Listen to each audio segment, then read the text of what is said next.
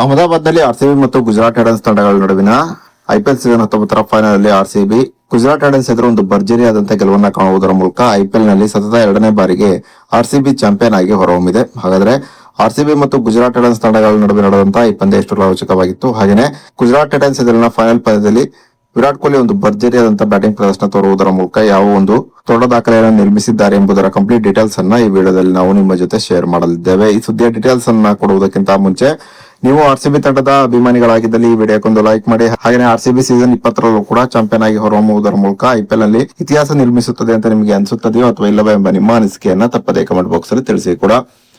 ಅಹಮದಾಬಾದ್ ನಲ್ಲಿ ಆರ್ಸಿಬಿ ಮತ್ತು ಗುಜರಾತ್ ಟೈಟನ್ಸ್ ತಂಡಗಳ ನಡುವಿನ ಐಪಿಎಲ್ ಸೀಸನ್ 19ರ ಫೈನಲ್ ಪಂದ್ಯದಲ್ಲಿ ಟಾಸ್ ಅನ್ನ ಗೆದ್ದಂತ ಆರ್ಸಿಬಿ ಮೊದಲು ಫೀಲ್ಡಿಂಗ್ ಅನ್ನು ಆಯ್ಕೆ ಮಾಡಿಕೊಂಡಿತು. ಇನ್ನು ಟಾಸ್ ಸೋತು ಮೊದಲು ಬ್ಯಾಟಿಂಗ್ ಇಳಿದಂತ ಗುಜರಾತ್ ಟೈಟನ್ಸ್ ತಂಡ ನಿಗದಿತ 20 ಓವರ್ನಲ್ಲಿ 8 ವಿಕೆಟ್ ಅನ್ನ ಕಳೆದುಕೊಂಡು 155 ರನ್ಗಳನ್ನ ಹೊಡೆಯಿತು.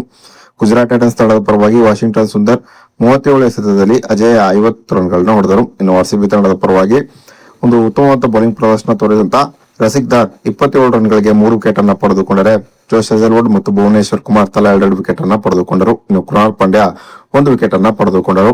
ಇನ್ನು ಗೆಲುವಿಗಾಗಿ 156 ರನ್ಗಳ ಗುರಿಯನ್ನು ಪಡೆದಂತ ಆರ್ಸಿಬಿ ಫೈನಲ್ ಪಂದ್ಯದಲ್ಲಿ ಒಂದು ಸ್ಫೋಟಕವಾದಂತಹ ಆರಂಭವನ್ನ ಪಡೆಯಿತು. ವೆಂಕಟೇಶ್ ಅಯ್ಯರ್ ಮತ್ತು ವಿರಾಟ್ ಕೊಹ್ಲಿ ಆರ್ಸಿಬಿಗೆ ಒಂದು ಸ್ಫೋಟಕವಾದಂತಹ ಆರಂಭವನ್ನು ನೀಡಿದರು. ವೆಂಕಟೇಶ್ ಅಯ್ಯರ್ ಕೇವಲ 16 ಎಸೆತದಲ್ಲಿ 32 ರನ್ ಅನ್ನು ಹೊಡೆದರು.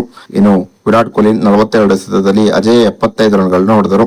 ಆದರೆ ದೇವದತ್ ಪಡಿಕ್ಕಲ್, ರಜತ್ ಪಟಿದಾರ್ ಮತ್ತು ಕೃಣಾಲ್ ಪಾಂಡ್ಯ ಫೈನಲ್ ಪಂದ್ಯದಲ್ಲಿ ಒಂದು ಉತ್ತಮವಾದ ಬ್ಯಾಟಿಂಗ್ ಪ್ರದರ್ಶನ ತೋರಲು ವಿಫಲರಾದರು. ಆದರೆ 6ನೇ ಕ್ರಮಾಂಕದಲ್ಲಿ ಬ್ಯಾಟಿಂಗ್ ಮಾಡಲು ಬಂದಂತ ಟಿಮ್ ಡೇವಿಡ್ 17 ಎಸೆತದಲ್ಲಿ 24 ರನ್ ಅನ್ನು ಹೊಡೆಯುವುದರ ಮೂಲಕ ಆರ್ಸಿಬಿ ಗೆಲುವಿನಲ್ಲಿ ಟಿಮ್ ಡೇವಿಡ್ ಕೂಡ ಪ್ರಮುಖ ಪಾತ್ರವನ್ನು ವಹಿಸಿದರು. ಹೀಗೆ ಆರ್ಸಿಬಿ ಗುಜರಾತ್ ಟೈಟನ್ಸ್ ಎದುರಿನ ಫೈನಲ್ ಪಂದ್ಯದಲ್ಲಿ ಒಂದು ಭರ್ಜರಿಯಾದಂತಹ ಗೆಲುವನ್ನು ಕಾಣುವುದರ ಮೂಲಕ ಸತತ 2ನೇ ಬಾರಿಗೆ ಆರ್ಸಿಬಿ ಐಪಿಎಲ್ ನಲ್ಲಿ ಚಾಂಪಿಯನ್ ಆಗಿ ಹೊರಹೊಮ್ಮಿದೆ.